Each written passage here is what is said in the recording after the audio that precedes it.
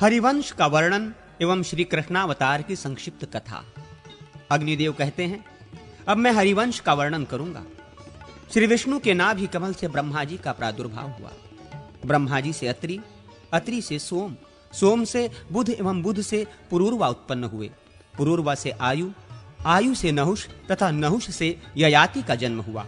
ययाति की पहली पत्नी देवयानी ने यदु और तुर्वसु नामक 2 पुत्रों को जन्म दिया। उनकी दूसरी पुत्री शर्मिष्ठा के गर्भ से, जो वृषपर्वा की पुत्री थी, द्रोह, अनु और पुरु, ये 3 पुत्र उत्पन्न हुए। यदु वंश में यादव नाम से प्रसिद्ध हुए क्षत्रिय हुए। उन सब में भगवान वासुदेव सर्वश्रेष्ठ थे। परम पुरुष भगवान विष्णु ही इस पृथ्वी का भार उतारने के लिए वसुदेव और देवकी के पुत्र रूप में प्रकट हुए थे। भगवान विष्णु की प्रेरणा से योग निद्रा ने क्रमशः 6 गर्भ, जो पूर्व जन्म में हिरण्यकश्यपु के पुत्र थे, देवकी के उदर में स्थापित किए। देवकी के उदर से 7वें गर्भ के रूप में बलभद्र जी प्रकट हुए थे। ये देवकी से रोहिणी के गर्भ में खींच कर लाए गए थे, इसलिए संकर्षण तथा रोहिणेय कहलाए। तदनंतर श्रावण मास के कृष्ण पक्ष की अष्टमी को आधी रात के समय 4 भुजाधारी भगवान श्रीहरि प्रकट हुए। उस समय देवकी और वसुदेव ने उनका स्तवन किया। फिर वे 2 बाहों वाले नन्हे से बालक बन गए। वसुदेव ने कंस के भय से अपने शिशु को यशोदा की शैया पर पहुंचा दिया और यशोदा की नवजात बालिका को देवकी की शैया पर लाकर सुला दिया। बच्चे के रोने की आवाज सुनकर कंस आ पहुंचा और देवकी के मना करने पर भी उसने उस बालिका को उठाकर शिला पर पटक दिया। उसने आकाशवाणी से सुन रखा था कि देवकी के 8वें गर्भ से मेरी मृत्यु होगी, इसलिए उसने देवकी के उत्पन्न हुए सभी शिशुओं को मार डाला था। कंस के द्वारा शिला पर पटकी हुई वो बालिका आकाश में उड़ गई और वहीं से इस प्रकार बोली, कंस, मुझे पटकने से तुम्हारा क्या लाभ हुआ? जिनके हाथ से तुम्हारा वध होगा वे देवताओं के सर्वस्व भूत भगवान तो इस पृथ्वी का भार उतारने के लिए अवतार ले चुके। ऐसा कहकर वो चली गई। उसी ने देवताओं की प्रार्थना से शुंभ आदि दैत्यों का वध किया। तब इंद्र ने इस प्रकार स्तुति की, जो आर्या, दुर्गा, वेदगर्भा, अंबिका, भद्रकाली, भद्रा, क्षेम्या, क्षेमकरी तथा नेकबाहु आदि नामों से प्रसिद्ध है। उन जगदम्बा को मैं नमस्कार करता हूं, जो तीनों समय इन नामों का पाठ करता है, उसकी सब कामनाएं पूर्ण होती हैं। उधर कंस ने भी बालिका की बात सुनकर नवजात शिशुओं का वध करने के लिए पूतना आदि को सब ओर भेजा। कंस आदि से डरे हुए वसुदेव ने अपने दोनों पुत्रों की रक्षा के लिए उन्हें गोकुल में यशोदापति नंद जी को सौंप दिया था। वहां बलराम और श्री कृष्ण दोनों भाई गौओं तथा ग्वाल वालों के साथ विचरा करते थे। यद्यपि वे संपूर्ण जगत के पालक थे, तो भी व्रज में गोपालक बनकर रहे। एक बार श्री कृष्ण के उधम से तंग आकर मैया यशोदा ने उन्हें रस्सी से उखल में बांध दिया। वे उखल घसीटते हुए 2 अर्जुन वृक्षों के बीच से निकले। इससे वे दोनों वृक्ष टूटकर गिर पड़े। एक दिन श्री कृष्ण एक छकड़े के नीचे सो रहे थे। वे माता का स्तनपान करने की इच्छा से अपने पैर फेंक फेंक कर रोने लगे। उनके पैर का हल्का सा आघात लगते ही छकड़ा उलट गया। पुतना अपना स्तन पिलाकर श्री कृष्ण को मारने के लिए उद्यत थी, किंतु श्री कृष्ण ने ही उसका काम तमाम कर दिया। उन्होंने वृंदावन में जाने के पश्चात कालिय नाग को परास्त किया और उसे यमुना के कुंड से निकालकर समुद्र में भेज दिया। बलराम जी के साथ जा गदेह का रूप धारण करने वाले धेनुकासुर को मारकर उन्होंने तालवन को क्षेम युक्त स्थान बना दिया तथा वृषभ रूपधारी अरिष्टासुर और अश्व रूपधारी केशी को मार डाला। फिर श्री कृष्ण ने इंद्रयाग के उत्सव को बंद कराया और उसके स्थान में गिरिराज गोवर्धन की पूजा प्रचलित की। इससे कुपित हो इंद्र ने जो वर्षा आरंभ की, उसका निवारण श्री कृष्ण ने गोवर्धन पर्वत को धारण करके किया। अंत में महेंद्र ने आकर उनके चरणों में मस्तक झुकाया और उन्हें गोविंद की पदवी दी। फिर अपने पुत्र अर्जुन को उन्हें सौंपा। इससे संतुष्ट होकर श्री कृष्ण ने पुनः इंद्रयाग का भी उत्सव कराया। तदनंतर एक दिन वे दोनों भाई कंस का संदेश लेकर आए हुए अक्रूर के साथ रथ पर बैठकर मथुरा चले गए। जाते समय श्री कृष्ण में अनुराग रखने वाली गोपियां, जिनके साथ वे भांति भांति की मधुर लीलाएं कर चुके थे, उन्हें बहुत देर तक निहारती रही। मार्ग में अक्रूर ने उनकी स्तुति की। मथुरा में एक रजक धोबी को, जो बहुत बढ़ चढ़ कर बातें बना रहा था, मारकर श्री कृष्ण ने उससे सारे वस्त्र ले लिए। एक माली के द्वार पर उन्होंने बलराम जी के साथ फूल की मालाएं धारण की और माली को उत्तम वर दिया। कंस की दासी कुब्जा ने उनके शरीर में चंदन का लेप कर दिया। इससे प्रसन्न होकर उन्होंने उसका कुबड़ापन दूर कर दिया, उसे सुडोल एवं सुंदरी बना दिया। आगे जाने पर रंगशाला के द्वार पर खड़े हुए कुवलिया पीड नामक मतवाले हाथी को मार डाला और रंगभूमि में प्रवेश करके श्री कृष्ण ने मंच पर बैठे हुए कंस आदि राजाओं के समक्ष चाणूर नामक मल्ल के साथ उसके ललकारने पर कुश्ती लड़ी और बलराम ने मुष्टिक नाम वाले पहलवान के साथ दंगल शुरू किया। उन दोनों भाइयों ने चाणूर, मुष्टिक तथा अन्य पहलवानों को भी बात की बात में मार गिराया। तत्पश्चात श्रीहरि ने मथुराधिपति कंस को मारकर उसके पिता उग्रसेन को यदुवंशियों का राजा बनाया।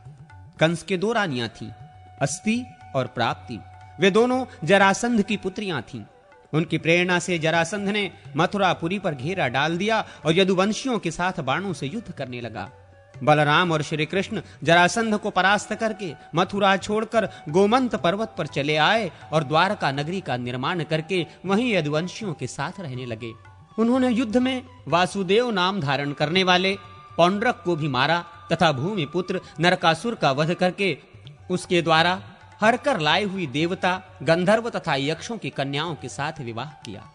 श्री कृष्ण के 16,008 रानियां थीं, उनमें रुक्मिणी आदि प्रधान थीं।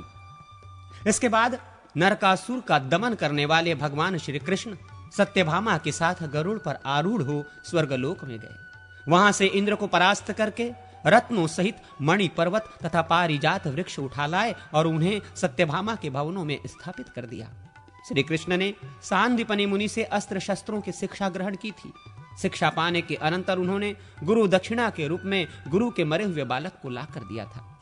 इसके लिए उन्हें पंचजन नामक दैत्य को परास्त करके यमराज के लोक में भी जाना पड़ा था। वहां यमराज ने उनकी बड़ी पूजा की थी। उन्होंने राजा मुचकुंद के द्वारा कालय वन का वध करवा दिया। उस समय मुचकुंद ने भी भगवान की पूजा की। भगवान श्री कृष्ण वसुदेव, देवकी तथा भगवदत्त ब्राह्मणों का बड़ा आदर सत्कार करते थे। बलभद्र जी के द्वारा रेवती के गर्भ से निषठ और उल्मुख नामक 2 पुत्र उत्पन्न हुए। श्री कृष्ण द्वारा जाम्बवती के गर्भ से सांबका का जन्म हुआ। इसी प्रकार अन्य रानियों से अनन्यान्य पुत्र उत्पन्न हुए। रुक्मणी के गर्भ से प्रद्युम्न का जन्म हुआ था। वे अभी 6 दिन के थे, तभी शंबरासुर उन्हें माया बल से हर ले गया। उसने बालक को समुद्र में फेंक दिया। समुद्र में एक मत्स्य उसे निगल गया। उस मत्स्य को एक मल्लाह ने पकड़ा और शंबरासुर को भेंट किया। फिर शंबरासुर ने उस मत्स्य को मायावती के हवाले कर दिया। मायावती ने मत्स्य के पेट में अपने पति को देखकर बड़े आदर से उसका पालन पोषण किया। बड़े हो जाने पर मायावती ने प्रद्युम्न से कहा, नाथ, मैं आपकी पत्नी रति हूं और आप मेरे पति कामदेव हैं। पूर्व काल में भगवान शंकर ने आपको अनंग शरीर रहित कर दिया था। आपके न रहने से शंबरासुर मुझे हर लाया है। मैंने इसकी पत्नी होना स्वीकार नहीं किया। आप माया के ज्ञाता हैं, अतः शंबरासुर को मार डालिए। यह सुनकर प्रद्युम्न ने शंबरासुर का वध किया और अपनी भार्या मायावती के साथ वे श्री कृष्ण के पास चले गए। उनके आगमन से श्री कृष्ण और रुक्मणी को बड़ी प्रसन्नता हुई। प्रद्युम्न से उदार बुद्धि अनिरुद्ध का जन्म हुआ। बड़े होने पर वे उषा के स्वामी हुए। राजा बलि के बाण नामक पुत्र था। उषा उसी की पुत्री थी। उसका निवास स्थान शोणितपुर में था। बाण ने बड़ी भारी तपस्या की, जिससे प्रसन्न होकर भगवान शिव ने उसको अपना पुत्र मान लिया था। एक दिन शिवजी ने बलोन्मत्त बाणासुर की युद्ध विषयक इच्छा से संतुष्ट होकर उससे कहा, बाण, जिस दिन तुम्हारे मलय का मयूर ध्वज अपने आप टूटकर गिर जाए, उस दिन यह समझना कि तुम्हें युद्ध प्राप्त होगा। एक दिन कैलाश पर्वत पर भगवती पार्वती भगवान शंकर के साथ क्रीड़ा कर रही थीं। उन्हें देखकर उषा के मन में भी पति की अभिलाषा जागृत हुई। पार्वती जी ने उसके मनोभाव को समझकर कहा, वैशाख मास की 12वीं तिथि को रात के समय स्वप्न में जिस पुरुष का तुम्हें दर्शन होगा, वही तुम्हारा पति होगा। पार्वती जी की ये बात सुनकर उषा बहुत प्रसन्न हुई। उक्त तिथि को जब वो अपने घर में सो गई तो उसे वैसा ही स्वप्न दिखाई दिया। उषा की एक सखी चित्रलेखा थी। वो बाणासुर के मंत्री कुंभांड की कन्या थी। उसके बनाए हुए चित्रपट से उषा ने अनिरुद्ध को पहचाना कि वे ही स्वप्न में उससे मिले थे। उसने चित्रलेखा के ही द्वारा श्री कृष्ण पौत्र अनिरुद्ध को द्वारका से अपने यहां बुला मंगाया। अनिरुद्ध आए और उषा के साथ विहार करते हुए रहने लगे। इसी समय मयूरध्वज के रक्षकों ने बाणासुर को ध्वज के गिरने की सूचना दी। फिर तो अनिरुद्ध और बाणासुर में भयंकर युद्ध हुआ। नारद जी के मुख से अनिरुद्ध के शोणितपुर पहुंचने का समाचार सुनकर भगवान श्री कृष्ण प्रद्युम्न और बलभद्र को साथ ले गरुड़ पर बैठकर वहां गए और अग्नि एवं माहेश्वर ज्वर को जीतकर शंकर जी के साथ युद्ध करने लगे। श्री कृष्ण और शंकर में परस्पर बाणों के आघात प्रत्याघात से युक्त भीषण युद्ध होने लगा। नंदी, गणेश और कार्तिकेय आदि प्रमुख वीरों को गरुड़ आदि ने तत्काल परास्त कर दिया। श्री कृष्ण ने जृंभणास्त्र का प्रयोग किया, जिससे भगवान शंकर जम्भाई लेते हुए सो गए। इसी बीच में श्री कृष्ण ने बाणासुर की 1000 भुजाएं काट डाली। जृंभणास्त्र का प्रभाव कम होने पर शिवजी ने बाणासुर के लिए अभयदान मांगा। तब श्री कृष्ण ने 2 भुजाओं के साथ बाणासुर को जीवित छोड़ दिया और शंकर जी से कहा। श्री कृष्ण बोले, भगवान, आपने जब बाणासुर को अभयदान दिया है तो मैंने भी दे दिया। हम दोनों में कोई भेद नहीं है। जो भेद मानता है वो नरक में पड़ता है। अग्निदेव कहते हैं, तदनंतर शिव आदि ने श्री कृष्ण का पूजन किया। वे अनिरुद्ध और उषा आदि के साथ द्वारका में जाकर उग्रसेन आदि यादवों के साथ आनंद पूर्वक रहने लगे। अनिरुद्ध के वज्र नामक पुत्र हुआ। उसने मार्कंडेय मुनि से सब विद्याओं का ज्ञान प्राप्त किया। बलभद्र जी ने प्रलंबासुर को मारा, यमुना की धारा को खींचकर फेर दिया, द्विविद नामक वानर का संहार किया तथा अपने हल के अग्रभाग से हस्तिनापुर को गंगा में झुकाकर कौरवों के घमंड को चूर चूर कर दिया। भगवान श्री कृष्ण अनेक रूप धारण करके अपनी रुक्मणी आदि रानियों के साथ विहार करते रहे। उन्होंने असंख्य पुत्रों को जन्म दिया। अंत में यादवों का उपसंहार करके वे परमधाम को पधारे। जो इस हरिवंश का पाठ करता है वो संपूर्ण कामनाएं प्राप्त करके अंत में श्री हरि के समीप पहुंच जाता है। महाभारत की संक्षिप्त कथा। अग्निदेव कहते हैं, अब मैं श्री कृष्ण की महिमा को लक्षित कराने वाला महाभारत का उपाख्यान करता हूं, जिसमें श्री हरि ने पांडवों को निमित्त बनाकर इस पृथ्वी का भार उतारा था। भगवान विष्णु के नाभि कमल से ब्रह्मा जी उत्पन्न हुए। ब्रह्मा जी से अत्रि, अत्रि से चंद्रमा, चंद्रमा से बुध और बुध से इलानंदन पुरुरवा का जन्म हुआ। पुरुरवा से आयु, आयु से राजा नहुष और नहुष से ययाति उत्पन्न हुए। ययाति से पुरु हुए। पुरु के वंश में भरत और भरत के कुल में राजा कुरु हुए। कुरु के वंश में शांतनु का जन्म हुआ। शांतनु से गंगा नंदन भीष्म उत्पन्न हुए। उनके 2 छोटे भाई और थे, चित्रांगद और विचित्रवीर्य। ये शांतनु से सत्यवती के गर्भ से उत्पन्न हुए थे। शांतनु के स्वर्गलोक चले जाने पर भीष्म ने अविवाहित रहकर अपने भाई विचित्रवीर्य के राज्य का पालन किया। चित्रांगद बाल्य अवस्था में ही चित्रांगद नाम वाले गंधर्व के द्वारा मारे गए। फिर भीष्म संग्राम में विपक्षी को परास्त करके कशिराज की 2 कन्याओं अंबिका और अंबालिका को हर लाए। वे दोनों विचित्रवीर्य की भार्याएं हुई। कुछ काल के बाद राजा विचित्रवीर्य राज्य यक्ष्मा से ग्रस्त हो स्वर्गवासी हो गए। तब सत्यवती की अनुमति से व्यास जी के द्वारा अंबिका के गर्भ से राजा धृतराष्ट्र और अंबालिका के गर्भ से पांडु उत्पन्न हुए। धृतराष्ट्र ने गांधारी के गर्भ से 100 पुत्रों को जन्म दिया, जिनमें दुर्योधन सबसे बड़ा था। राजा पांडु वन में रहते थे। वे एक ऋषि के शापवश शतशृंग मुनि के आश्रम के पास स्त्री समागम के कारण मृत्यु को प्राप्त हुए। पांडु शाप के ही कारण स्त्री संभोग से दूर रहते थे, इसलिए उनकी आज्ञा के अनुसार कुंती के गर्भ से धर्म के अंश से युधिष्ठिर का जन्म हुआ। वायु से भीम और इंद्र से अर्जुन उत्पन्न हुए। पांडु की दूसरी पत्नी माद्री के गर्भ से अश्विनी कुमारों के अंश से नकुल सहदेव का जन्म हुआ। शापवश एक दिन माद्री के साथ संभोग होने से पांडु की मृत्यु हो गई और माद्री भी उनके साथ सती हो गई।